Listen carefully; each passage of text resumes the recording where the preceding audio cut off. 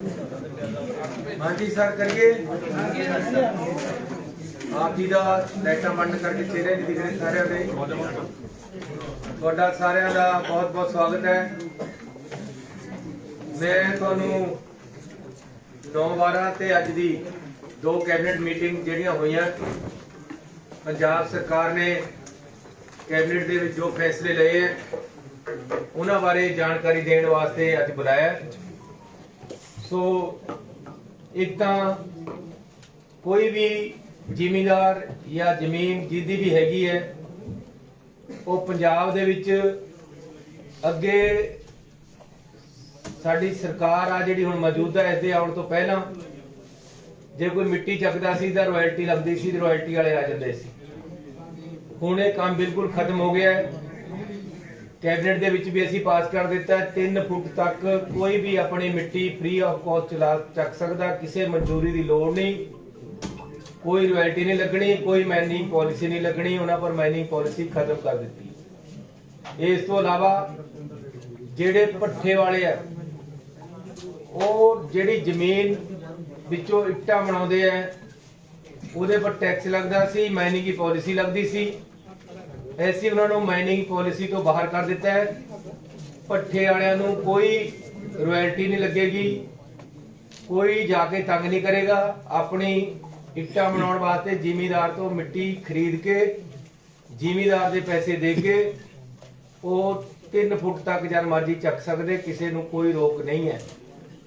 ते अज भी भट्ठे वालियां ने मेरा आके एक प्रोग्राम दे विच धन्नवाद कीता है, मैनूं सन्मान भी कीता है कि पंजाब सरकार ने भट्ठे वालियां नूं बचा लिया है। इहदे नाल इट्टां भी सस्तियां होणगीਆਂ, रॉयल्टी खत्म हो गई है, उन्हां नूं कोई तंग नहीं करेगा। अगला साडा जिहड़ा फैसला सफाई सेवक ते सीवरमैन ते कंट्रैक्ट ते लगे नगर निगमां ते म्यूनसिपल कमेटियां दे कर्मचारी उन्हां नूं सरकार ने रेगूलर करन दा फैसला कीता है। ਜਿਹੜੇ ਕੰਟਰੈਕਟ ਬੇਸ ਤੇ ਲੱਗੇ ਹੋਏ ਆ ਉਹਨਾਂ 'ਚ 10 ਸਾਲ ਵਾਲੀ ਸ਼ਰਤ ਨਹੀਂ ਹੋਏਗੀ। ਉਹਨਾਂ ਨੂੰ ਪਿਛਲੀ ਕੈਪਟਨ ਸਾਹਿਬ ਦੀ ਸਰਕਾਰ ਵੇਲੇ ਫੈਸਲਾ ਹੋਇਆ ਸੀ, ਉਹਨਾਂ ਨੇ ਲਾਗੂ ਨਹੀਂ ਸੀ ਕੀਤਾ। ਅਸੀਂ ਉਸ ਫੈਸਲੇ ਨੂੰ ਲਾਗੂ ਕਰ ਰਹੇ ਹਾਂ। ਮਿਊਨਿਸਪਲ ਕਮੇਟੀਆਂ ਦੇ ਵਿੱਚ ਸੀਵਰਮੈਨ, ਸਫਾਈ ਸੇਵਕ ਜਾਂ ਕਰਮਚਾਰੀ ਕੰਟਰੈਕਟ ਬੇਸ ਤੇ ਜਿਹੜੇ ਲੱਗੇ ਹੋਏ ਉਹਨਾਂ ਨੂੰ ਪੱਕਾ ਕੀਤਾ ਜਾ ਰਿਹਾ ਹੈ। ਜਿਹੜੇ ਆਊਟਸੋਰਸ ਲੱਗੇ ਹੋਏ ਉਹਨਾਂ ਨੂੰ ਕੰਟਰੈਕਟ ਤੇ ਕੀਤਾ ਜਾ ਰਿਹਾ ਹੈ। ये पंजाब सरकार ने फैसला कर दिता है। म्यूनसिपल कमेटियां ने मता पा के भेजना है, वह लागू हो जाएगा। इस करके जे किसी म्यूनसिपल कमेटी ने मता नहीं पाया, वैसे तो सारे ने पा दिता है, वो अपना पा के भेज दें। सफाई कर्मचारी, सीवरमैन, ट्रैक्टर के लगे ड्राइवर जिहड़े कूड़ा ढोंदे है या गड्डियां दे उपर जिहड़े कूड़ा ढोंदे है उन्हां नूं पक्का करन दा फैसला सरकार ने कर लिया। इस तो इलावा पंजाबी भाषा 10वीं तक पास होवे, ये पहला सरकार दे विच तां सीगा लेकिन कारपोरेशन बोर्डां विच नहीं सी। बाकी जिहड़े सरकार दे अर्ध सरकारी अदारे उन्हां विच नहीं सी। उन्हां विच भी सरकार ने फैसला ले लिया कि किसी ने नौकरी लगना है तो 10वीं तक पंजाबी पहला पास होनी चाहिए तां उन्हें नौकरी मिलेगी।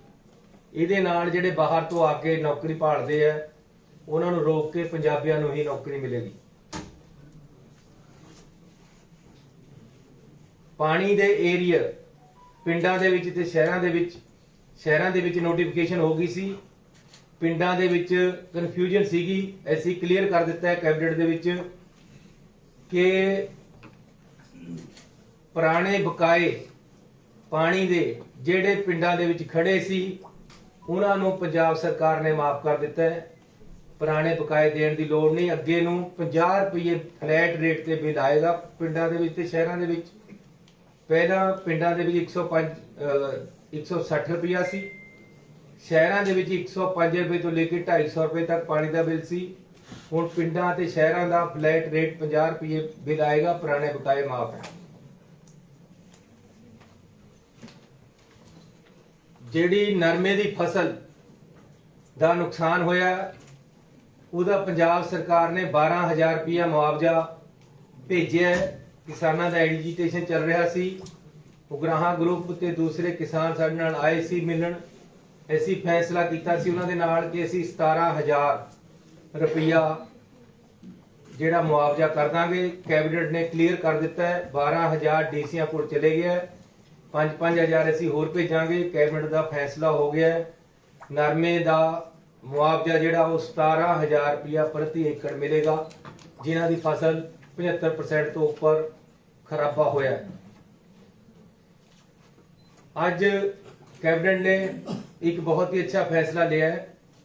ਜਿਹੜਾ इकोनॉमिकली वीकर सैक्शन है, लगभग 400 एकड़ ਦੇ ਵਿੱਚ ਪੰਜਾਬ ਦੇ ਵਿੱਚ ਲੁਧਿਆਣਾ, ਜਲੰਧਰ, ਅੰਮ੍ਰਿਤਸਰ, ਮੋਹਾਲੀ 25,000 ਨਵੇਂ ਘਰ ਬਣਾ ਕੇ ਦਿੱਤੇ ਜਾਣਗੇ। ਬਹੁਤ ਹੀ ਉਹਦੇ ਵਿੱਚ ਜ਼ਮੀਨ ਦੀ ਕੀਮਤ ਜਿਹਨੂੰ ਮਕਾਨ ਦੇਣਾ ਉਹਦੀ ਉਹ ਤੋਂ ਨਹੀਂ ਲੈਣੀ ਹੈ। सरकार ने सिर्फ जी उपर कंस्ट्रक्शन होनी उसकी कीमत है जी लैनी है, लेकिन वह भी बैंक के नाल कॉन्ट्रैक्ट कर लिया है। लगभग 4,000 रुपया प्रति महीना किस्त से 25,000 मकान ऐसी 25,000 लोगों को देवांगे बना के। उसका अज कैबिनेट ने फैसला कर लिया है। 400 एकड़ जमीन की शनाख्त कर ली असी साडे कोल है ਤੇ ਅਸੀਂ ਉਹਦੇ ਚ ਬਣਾਉਣ ਲੱਗੇ ਹਾਂ। ਇਹਦੀਆਂ ਦਰਖਾਸਤਾਂ ਲੈ ਕੇ ਲਾਟਰੀ ਸਿਸਟਮ ਨਾਲ ਦਿੱਤਾ ਜਾਏਗਾ।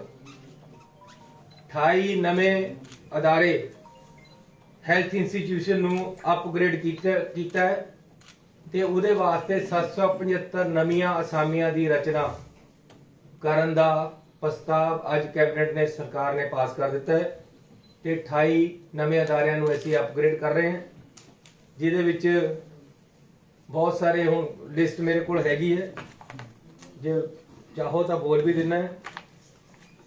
ये लोगों के मौड़ मंडी, जलालाबाद, खमाणो, बसी पठाना, जैतों, बटाला, ढकोली, लहरा गागा, मोरिंडा दे कम्यूनिटी सेंटर हैल्थ सेंटर नूं सब डिवीजन हस्पताल बना के अपग्रेड कर दिता गया है। प्राइमरी हैल्थ सेंटर धर्मकोट ਨੂੰ ਅਪਗ੍ਰੇਡ ਕੀਤਾ ਗਿਆ ਹੈ। ਸਿੰਘੋਵਾਲ ਗੁਰਦਾਸਪੁਰ ਦੇ ਵਿੱਚ, ਰਾਜਾ ਝਾਂਸੀ ਅੰਮ੍ਰਿਤਸਰ ਦੇ ਵਿੱਚ, ਭਗੜਾਣਾ ਫਤਿਹਗੜ੍ਹ ਸਾਹਿਬ ਦੇ ਵਿੱਚ, ਕਾਲਾ ਅਫਗਾਨਾ ਗੁਰਦਾਸਪੁਰ ਦੇ ਵਿੱਚ, ਢਿੱਲਵਾਂ ਕਪੂਰਥਲਾ ਦੇ ਵਿੱਚ, ਕੀਰਤਪੁਰ ਸਾਹਿਬ, ਮੁੱਲਾਂਪੁਰ ਦਾਖਾਂ, ਝਾਂਡੀਆਂ ਕਲਾਂ, ਗੜਦੀਵਾਲਾ, ਕੜੂਆਂ, ਬੋਪਰਾਏ, ਬਰਨਾਲਾ ਦੇ ਵਿੱਚ, ਹੰਡਿਆਏ, ਖੰਡੂਜ ਫਾਜ਼ਿਲਕਾ ਚ, ਨਡਾਲਾ ਕਪੂਰਥਲਾ ਚ, ਬਹਿਣੀਵਾਲ ਮਾਨਸਾ ਚ, ਸਨੌਰ ਪਟਿਆਲਾ ਚ ਤੇ ਪੱਖੋ ਕਲਾਂ, ਇਹਨਾਂ ਨੂੰ ਅਪਗ੍ਰੇਡ ਕੀਤਾ ਗਿਆ ਹੈ। ਮਰੰਡੇ ਦੇ ਵਿੱਚ ਇੱਕ ਟਰੋਮਾ ਸੈਂਟਰ ਪਾਸ ਕੀਤਾ ਗਿਆ ਹੈ। ਇਸੇ ਤਰ੍ਹਾਂ 229 ਸਕੂਲਾਂ ਨੂੰ ਅੱਜ ਅਸੀਂ ਅਪਗ੍ਰੇਡ ਕਰ ਰਹੇ ਹਾਂ, ਮਿਡਲ ਤੋਂ ਹਾਈ ਜਾਂ ਹਾਈ ਤੋਂ ਹਾਈ ਸੈਕੰਡਰੀ। ਇਹ 229 ਸਕੂਲ ਹੈ। ਇਸ ਤੋਂ ਇਲਾਵਾ ਪਿੱਛੇ ਜੇ ਅਸੀਂ 3 ਵੀਲਰ ਵਾਲਿਆਂ ਨੂੰ ਮਿਲੇ ਸੀ ਲੁਧਿਆਣੇ ਦੇ ਵਿੱਚ, ਟੈਕਸੀ ਵਾਲਿਆਂ ਨੂੰ ਮਿਲੇ ਸੀ, ਉਹਨਾਂ ਦਾ ਪਿਛਲੇ 7 ਮਹੀਨੇ ਦਾ ਜਿਹੜਾ ਜਾਂ ਪਿਛਲੇ ਸਮੇਂ ਦਾ ਜਿਹੜਾ ਬਕਾਇਆ ਖੜਾ ਸੀ ਕੋਰੋਨਾ ਦੇ ਵਿੱਚ 2020 ਦਾ, ਉਹ ਅਸੀਂ ਮਾਫ ਕਰ ਦਿੱਤਾ ਹੈ। ਇਹਦੇ ਵਿੱਚ 60,000 3 ਵੀਲਰ ਟੈਕਸੀ ਆਪਰੇਟਰ ਆਉਂਦੇ ਆ, ਉਹਨਾਂ ਨੂੰ ਰਾਹਤ ਮਿਲਣੀ ਹੈ ਤੇ 3 ਵੀਲਰਾਂ ਵਾਲਿਆਂ ਦਾ ਅੱਗੇ ਨੂੰ ਵੀ ਟੈਕਸ ਮਾਫ ਕਰ ਦਿੱਤਾ ਹੈ ਤੇ ਪੁਰਾਣਾ ਬਕਾਇਆ ਵੀ ਮਾਫ ਕਰ ਦਿੱਤਾ ਗਿਆ ਹੈ। ਜਿਹੜੀਆਂ ਉਹਨਾਂ ਤੇ ਜੁਰਮਾਨੇ ਹੋਏ ਸੀ ਲਗਭਗ 30,000 3 ਵੀਲਰ ਵਾਲੇ ਹੈ, ਉਹਨਾਂ ਦੇ ਜੁਰਮਾਨੇ ਮਾਫ ਕਰਨ ਦਾ ਸਰਕਾਰ ਨੇ ਫੈਸਲਾ ਕਰ ਲਿਆ। ਕਾਨੂੰਨੀ ਅੜਚਣ ਸੀਗੀ, ਲੋਕ ਅਦਾਲਤ ਲਾ ਕੇ ਉਹਨਾਂ ਦਾ ਜੇ 10,000 ਵੀ ਜੁਰਮਾਨਾ ਹੈ ਤਾਂ 1 ਰੁਪਿਆ ਜੁਰਮਾਨਾ ਉਹਨਾਂ ਤੋਂ ਲੈ ਕੇ ਕਾਨੂੰਨੀ ਅੜਚਣ ਦੂਰ ਕਰਕੇ ਮਾਫ ਕਰ ਦਿੱਤਾ ਜਾਏਗਾ। ਮਿੰਨੀ ਬੱਸਾਂ ਤੇ ਟੈਕਸ ਪਹਿਲਾਂ 30,000 ਸੀ, ਹੁਣ ਪੰਜਾਬ ਸਰਕਾਰ ਨੇ 20,000 ਕਰ ਦਿੱਤਾ ਹੈ ਸਾਲ ਦਾ।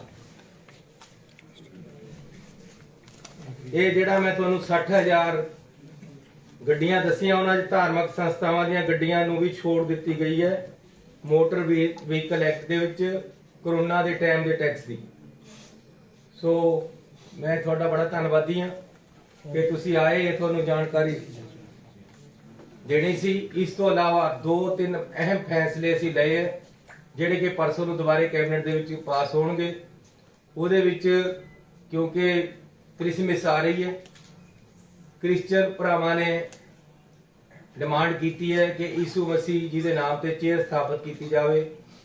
सो वो पंजाब सरकार ने फैसला लिया है कि यीशु मसीह जी के नाम से उन्हों की जीवनी बारे, उन्हों दी सिक्ख्यावां बारे, बाइबल दे विच उन्होंने क्या संदेश दिते है, उहदे बारे एक पूरी रिसर्च ते चेयर स्थापित की जाएगी। इस तो अलावा हर मुस्लिम अते क्रिश्चियन बरादरी नूं जिथे जिथे ग्रेव यार्ड की जरूरत है वो पंजाब सरकार बना के देगी। तीसरा, एक अहम फैसला पंजाब सरकार कर रही है कि गीता, भगवत गीता अते रामायण इन्हां ते एक अध्ययन सेंटर पटियाले दे विच पंजाब सरकार बना रही है। जिहड़ी ओपन यूनिवर्सिटी की जगह है उहदे नाल उसे जगह दे विच ਵੱਖਰੀ एक जगह अलाट करके उहदे च अध्ययन सेंटर बनाया जा रहा है। ते एक गुरु रविदास जी के नाम से डेरा बल्ला विखे पटियाले जिहड़ा अध्ययन सेंटर बन रहा उहदे वास्ते 10 करोड़ रुपए भेजे जा रहे। डेरा बल्ला विखे गुरु रविदास जी की जीवनी ते एक अध्ययन सेंटर बनाया जाएगा, जिहदे वास्ते ਵੱਖਰੇ तौर पर उत्थे 100 एकड़ जमीन खरीदी जा रही। सो ये एक बड़ा फैसला पंजाब सरकार कर जा रही है कि जनरल कास्ट वास्ते कमीशन पंजाब दे विच बनाया जा रहा है, जिहड़ा कि परसों नूं कैबिनेट दे विच पास किया जाएगा। ये साडे नवे फैसले हैं ते नवीं राहतां पंजाब दे लोकां नूं ते नवीं पॉलिसी जिहड़ी है वो तुहानूं मैं दसी है। ਤੁਹਾਡਾ ਸਾਰਿਆਂ ਦਾ ਬਹੁਤ ਬਹੁਤ ਧੰਨਵਾਦ।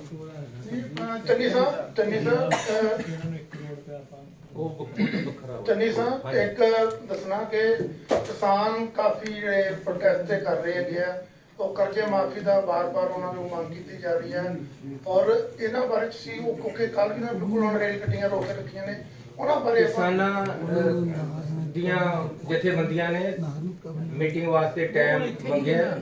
ਅਸੀਂ 17 ਤਰੀਕ ਤੈਅ ਕੀਤੀ ਸੀ, ਲੇਕਿਨ ਅੱਜ ਕੁਝ ਜਥੇਬੰਦੀਆਂ ਦੇ ਟਾਈਮ ਗੱਲ ਆਈ ਹੈ ਕਿ ਅਸੀਂ 17 ਤਰੀਕ ਨੂੰ ਹਰਮੰਦਰ ਸਾਹਿਬ ਮੱਥਾ ਟੇਕਣ ਜਾਣਾ ਹੈ। ਇਸ ਕਰਕੇ ਇੱਕ ਤਰੀਕ ਹੈ ਜਿਹੜੀ 20 ਤਰੀਕ ਕਰ ਦਿੱਤੀ ਜਾਵੇ। 20 ਤਰੀਕ ਨੂੰ ਹੁਣ ਸਾਡੀ ਜਥੇਬੰਦੀਆਂ ਦੇ ਨਾਲ ਮੀਟਿੰਗ ਹੋਏਗੀ ਕਿਸਾਨਾਂ ਦੇ ਕਰਜ਼ੇ ਬਾਰੇ ਤੇ ਹੋਰ ਸਮੱਸਿਆਵਾਂ ਬਾਰੇ। ਉਹਦੇ ਵਿੱਚ ਕਿਸਾਨਾਂ ਦੀ ਭਾਵਨਾਵਾਂ ਨੂੰ ਦੇਖ ਕੇ ਫੈਸਲਾ ਲਿਆ ਜਾਏਗਾ। सीएम साहब एक ਜਿਹੜਾ ਕੱਲ ਇੱਕ ਜਿਹੜੀ ਐਸਟੀਐਫ ਦੀ ਉਹ ਚਿੱਠੀ ਹੈ ਖਾਨ ਸਾਹਿਬ ਦੀ ਬਾਹਰ ਵਾਇਰਲ ਹੋਈ ਹੈ ਔਰ ਉਹਨੇ ਗੱਲ ਕਹੀ ਹੈ ਕਿ ਇਹਦੇ ਵਿੱਚ ਕੁਝ ਹੈ ਨਹੀਂ ਤਾਂ ਪੱਕੀ ਐਕਸ਼ਨ ਲੈ ਸਕਦੇ ਹੈ। ਕਿਹਦੀ ਜਿਹੜੀ ਰਿਪੋਰਟ ਅਸਥਾਨਾ ਦੀ ਗੱਲ ਕਰੀ, ਅਸਥਾਨਾ ਜੀ ਦੀ ਜਿਹੜੀ ਰਿਪੋर्ट लीक हुई है ਉਹਦੇ ਤੇ ਅਸੀਂ FIR ਦਰਜ ਕਰਾ ਰਹੇ और पता कर रहे हैं कि किस तरीके ਦੇ ਨਾਲ ਇਹ ਲੀਕ ਕੀਤੀ ਗਈ ਹੈ, ਫਾਈਲਾਂ ਨੂੰ ਕਿਸ ਤਰ੍ਹਾਂ ਲੀਕ ਹੋਇਆ, किस तरह तरीके दे नाल वो छुट्टी पर गए है। सारा कुछ जेड़ा सब तो बड़ी गल है कि कोई भी डॉक्यूमेंट है किस तरह लीक होया ਉਹਦੇ ਤੇ FIR दर्ज होके तहकीकात की जाएगी। सीएम साहब एक ਤੁਸੀਂ ਕਿਹਾ 36000 EMPLOYEES ਨੂੰ ਰੈਗੂਲਰ ਕਰਨਾ ਹੈ। सीएम साहब 36000 EMPLOYEES ਰੈਗੂਲਰ ਕਰਨਾ ਪਰ ਨੋਟੀਫਿਕੇਸ਼ਨ ਨਹੀਂ ਆਇਆ। नोटिफिकेशन इस तरह है कि गवर्नर साहब कोर्ट 2 बार फैल जाती है, फैल गई हुई है, 1 दिनों च आ जाएगी। सानू पूरी आस है, ਅਸੀਂ ਪਿੱਛੇ ਲੱਗੇ ਹੋਏ ਹਾਂ। ਨਾਲ ਲੱਗਦੀ ਅਸੀਂ 5-7 ਦਿਨਾਂ ਵਿੱਚ ਉਹਨਾਂ ਨੂੰ ਪੱਕੇ ਕਰਦੇ ਉਹਨਾਂ ਨੂੰ ਅਪਾਇੰਟਮੈਂਟ ਲੈਟਰ ਦੇ ਦਾਂਗੇ। ਸਟ੍ਰੈਟੇਜੀ ਕਿਹੜੀ ਹੋਣੀ ਹੈ ਸਕੇਲ ਦਾ ਦੱਸੋ ਕੀ ਕਰਨਾ ਉਹਦੇ ਤੇ ਅੱਜ ਵੀ ਡਿਸਕਸ਼ਨ ਹੋਈ ਹੈ, ਚੱਲ ਰਹੀ ਹੈ। ਉਹਦੇ ਤੇ ਕਮੇਟੀ ਬਣਾਈ ਹੈ ਅਸੀਂ 2-4 ਦਿਨਾਂ 'ਚ ਅਸੀਂ ਰਿਪੋਰਟ ਦੇ ਦਾਂਗੇ ਹਾਇਰ ਐਜੂਕੇਸ਼ਨ ਦੇ ਮਿਨਿਸਟਰ ਸਾਹਿਬ ਨੂੰ। ਸੀਐਮ ਸਾਹਿਬ ਜੋ ਸਥਾਨੀ ਸਾਹਿਬ ਦੀ ਚਿੱਠੀ ਜਿਹੜੀ ਲੀਕ ਹੋਈ ਹੈ ਉਸਦੇ ਵਿੱਚ ਜਿਹੜੇ ਬੇਸਿਕ ਇਸ਼ੂਜ਼ ਨੇ, ਜਿੱਦਾਂ ਉਹਨਾਂ ਨੇ ਕਿਹਾ ਕਿ ਲੀਗਲ ਹਿੰਚਸ ਨੇ ਕਿ ਜਿਹੜਾ ਐਸਟੀਐਫ ਦੀ ਰਿਪੋਰਟ ਹੈ ਉਸਨੂੰ ਅਸੀਂ ਫਰਦਰ ਉਹ ਨਹੀਂ ਕਰ ਸਕਦੇ ਨੇ। ਉਹ ਜਿਹੜੀ ਚਿੱਠੀ ਲੀਕ ਹੋਈ ਹੈ ਉਹ ਅੱਧਾ ਵਰਜਨ ਹੈ। ਉਸੇ ਬੰਦੇ ਦੀ ਹੱਥ ਲਿਖ ਚਿੱਠੀ ਇੱਕ ਹੋਰ ਵੀ ਹੈਗੀ ਹੈ ਰਿਪੋਰਟ, ਉਹ ਅਜੇ ਪ੍ਰੈਸ ਦੇ ਸਾਹਮਣੇ ਨਹੀਂ ਆਈ। ਉਹ ਜਿਹੜਾ ਤੁਹਾਡੇ ਵਾਲੀ ਜਿਹੜੀ ਇਸ ਟਾਈਮ ਜਿਹੜੇ ਬੰਦਿਆਂ ਨੂੰ ਡਰ ਹੈ ਕਿ ਉਹਨਾਂ ਤੇ ਕਾਰਵਾਈ ਹੋਏਗੀ, ਜਿਹੜੀਆਂ ਬੜੀਆਂ ਮੱਛੀਆਂ ਨਸ਼ਿਆਂ ਦੇ ਵਿੱਚ, ਜਿਹੜਿਆਂ ਨੂੰ ਹੁਣ ਭੰਬਲ ਪੁੱਸਾ ਪਿਆ ਹੋਇਆ ਔਰ ਭੱਜਣ ਲੱਗੇ ਹੋਏ ਹੈ, ਜਿਹੜਿਆਂ ਨੂੰ ਰਾਤ ਨੂੰ ਨੀਂਦ ਨਹੀਂ ਆਉਂਦੀ ਤੇ ਸਾਡੇ ਅਫਸਰਾਂ ਨੂੰ ਧਮਕੀਆਂ ਦੇ ਰਹੇ, ਉਹਨਾਂ ਨੇ ਲੀਕ ਕੀਤੀ ਸੀ। ਲੇਕਿਨ ਉਹ ਬਹੁਤ ਛੋਟਾ ਪੋਰਸ਼ਨ ਹੈ, ਉਹ ਪੋਰਸ਼ਨ ਦਾ ਮਹੱਤਵ ਕੋਈ ਨਹੀਂ ਹੈ, ਉਸ ਤੋਂ ਅੱਗੇ ਤੇ ਪਿੱਛੇ ਦਾ ਮਹੱਤਵ ਹੈ ਜਿਹੜੀ ਅਸਲੀ ਰਿਪੋਰਟ ਹੈ। ਚੰਨੀ ਸਾਹਿਬ, ਕੀ ਵਿਕਰਮ ਮਜੀਠੀਆ ਦੀ ਗ੍ਰਿਫਤਾਰੀ ਹੋਊਗੀ? ਮੈਂ ਕੋਈ ਨਹੀਂ ਹੈ ਕਿਸੇ ਦੀ ਗ੍ਰਿਫਤਾਰੀ ਕਰਨੇ ਵਾਲਾ, ਨਾ ਹੀ ਮੈਂ ਕਿਸੇ ਦੀ ਖਾਸ ਬੰਦੇ ਵਿਅਕਤੀ ਦੇ ਉੱਤੇ ਗੱਲ ਕਰਦਾ। ਕਾਨੂੰਨ ਆਪਣਾ ਤਰੀਕਾ ਅਪਣਾ ਰਿਹਾ, ਕਾਨੂੰਨ ਨੇ ਆਪਣੇ ਤਰੀਕੇ ਦੇ ਨਾਲ ਕੰਮ ਕਰਨਾ ਹੈ। ਮੈਂ ਤੁਹਾਨੂੰ ਕਿਸੇ ਦਾ ਨਾਮ ਨਹੀਂ ਲਿਆ, ਮੈਂ ਕਿਹਾ ਨਸ਼ੇ ਦੀਆਂ ਵੱਡੀਆਂ ਮੱਛੀਆਂ ਨੂੰ ਬਖਸ਼ਿਆ ਨਹੀਂ ਜਾਏਗਾ, ਤੇ ਵੱਡੀਆਂ ਮੱਛੀਆਂ ਦੇ ਵਿੱਚ ਤੁਸੀਂ ਆਪਣੇ ਤਰੀਕੇ ਨਾਲ ਕਿਸੇ ਦਾ ਨਾਮ ਲੈ ਰਹੇ, ਤੁਹਾਨੂੰ ਉਹ ਵੱਡੀ ਤੁਹਾਡੇ ਹੋਮ ਮਿਨਿਸਟਰ ਕਹਿ ਰਹੇ ਜੀ। ਮੈਂ ਇਹ ਕਹਿ ਰਿਹਾ ਕਿ ਆਪਣੀ ਆਪਣੀ ਸੋਚ ਹੈ, ਇਸੇ ਕਰਕੇ ਜਿਨ੍ਹਾਂ ਦੀ ਦਾੜੀ ਦੇ ਵਿੱਚ ਤਿਣਕਾ ਹੈ, ਜਿਹੜਾ ਬੰਦਿਆਂ ਨੇ ਸਾਰੇ ਕੁਕਰਮ ਕੀਤੇ ਹੈ, ਉਹ ਕੋਰਟ ਦੇ ਵਿੱਚ ਵੀ ਬੈਠੇ ਜਾਂਦੇ ਹੈ। ਹਾਂਜੀ, ਉਹੀ ਜਾ ਰਹੇ ਹਨ। ਕੋਰਟ ਨੇ ਉਹਨਾਂ ਨੂੰ ਕਿਹਾ ਹੈ ਕਿ ਤੂੰ ਕੌਣ ਹੈ ਭਾਈ, ਤੈਨੂੰ ਡਰ ਹੈ ਕੋਈ ਅੰਦਰ ਤਾਂ ਤੂੰ ਆਇਆ ਹੈ? ਹਾਂਜੀ, ਤੂੰ ਕਰਨੇ ਵਾਲਾ ਸਾਰਾ ਕੁਝ, ਇਹ ਕੋਰਟ ਨੇ ਉਹਨਾਂ ਨੂੰ ਕਿਹਾ ਹੈ। ਔਰ ਉਹੀ ਲੋਕ ਅੱਜ ਸਾਡੇ ਅਫਸਰਾਂ ਨੂੰ ਵੀ ਧਮਕਾਉਣ ਦੀ ਕੋਸ਼ਿਸ਼ ਕਰ ਰਹੇ। ਪੰਜਾਬ ਪੁਲਿਸ ਨੇ ਬਹੁਤ ਬੜੇ ਕੰਮ ਕੀਤੇ ਹੋਏ ਹੈ, ਤਾਂ ਇਹ ਵੀ ਕਰੇਗੀ। ਸੀਐਮ ਸਾਹਿਬ, ਸੁਖਬੀਰ ਸਿੰਘ ਬਾਦਲ ਹਰ ਇੱਕ ਮੰਚ ਤੇ ਹੁਣ ਇਹੀ ਗੱਲ ਕਰ ਰਹੇ ਨੇ ਕਿ ਪੰਜਾਬ 'ਚ ਜਿਹੜੀ ਤੁਹਾਡੀ ਸਰਕਾਰ ਹੈ ਉਹ ਉਹਨਾਂ ਨੂੰ ਔਰ ਵਿਕਰਮ ਮਜੀਠੀਆ ਨੂੰ ਡੱਕਣ ਦੀ ਕੋਸ਼ਿਸ਼ ਕਰ ਰਹੀ ਹੈ। ਇਸ ਲਈ ਝੂਠੇ ਮਾਮਲੇ ਜਿਹੜੇ ਨੇ, ਝੂਠੇ ਗਵਾਹ ਜਿਹੜੇ ਨੇ ਉਹ ਤਿਆਰ ਕਰਾਏ ਜਾ ਰਹੇ ਨੇ। ਉਹ ਇਹ ਵੀ ਕਹਿ ਰਹੇ ਨੇ ਕਿ ਇਸ ਲਈ ਅਫਸਰਾਂ ਤੇ ਵੀ ਦਬਾਅ ਬਣਾਇਆ ਜਾ ਰਿਹਾ ਕਿ ਤੁਸੀਂ ਪਰਚੇ ਦਰਜ ਕਰੋ ਤੇ ਉਹਨਾਂ ਨੂੰ ਅੰਦਰ ਡੱਕੋ। ਮੈਨੂੰ ਇਹ ਨਹੀਂ ਪਤਾ ਲੱਗਦਾ ਕਿ ਉਹ ਇੰਨੇ ਡਰੇ ਵੇ ਕਾਤੇ ਹੈ, ਇੰਨੇ ਕਿਉਂ ਡਰਦੇ ਆ? ਜਦੋਂ ਗਲਤ ਕੰਮ ਕਰਦੇ ਸੀ ਉਦੋਂ ਨਹੀਂ ਸੋਚਣਾ ਸੀ। ਇਸ ਕਰਕੇ ਸਾਡਾ ਕਿਸੇ ਵਿਅਕਤੀ ਵਿਸ਼ੇਸ਼ ਵਾਸਤੇ ਕੋਈ ਇਹੋ ਜਿਹੀ ਸੋਚ ਨਹੀਂ ਹੈ।